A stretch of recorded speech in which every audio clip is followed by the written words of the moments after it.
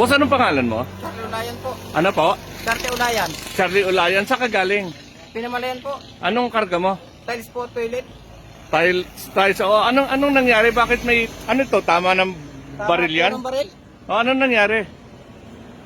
Nung kurbada ko po doon, mayroon pong bumusina sa aking motor. Oo. Na-overtake, di pinagbibigyan ko po. Oo. Nung tapat po sa akin, ay bigla na lang pong bumunot ng baril. Oo. Nagpreno po ako.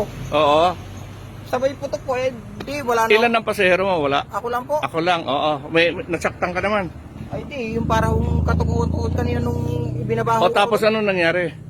Kinuha ko yung bag ko at cellphone. Magkano naman nun? Hindi ko sir alam mo dahil naka-box po yun.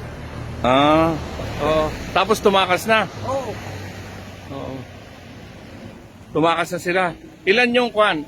Dalawa ho. May takip ba ang mukha o... Naka-full face ho siya ng helmet na kulay itim. Ay, yung motorsiklo anong klase? Pula ho, parang, pula na parang ismas. Taga saan ka? Kalapan ho. Oo. So, yun mga kaibigan, isang hold-upan ang nangyari dito. Boss, anong barangay ito? Boy, ano po sir? Barangay Mabuhay 1 dito sa National Highway ng Barangay Mabuhay 1. Socorro na, ano? Oo. Yung truck na may laman na tiles ay binaril noong umovertake na riding in tandem. Tapos pinaputukan itong driver, itong salamin ng driver.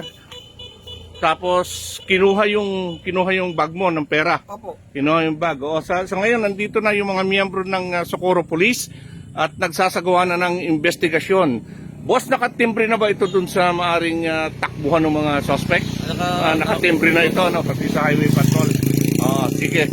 So, yan mga kaibigan, yung nangyaring hold up dito sa Barangay Mabuhay sa bayan ng Socorro. Ako si Noel Alamar, nag-uulat.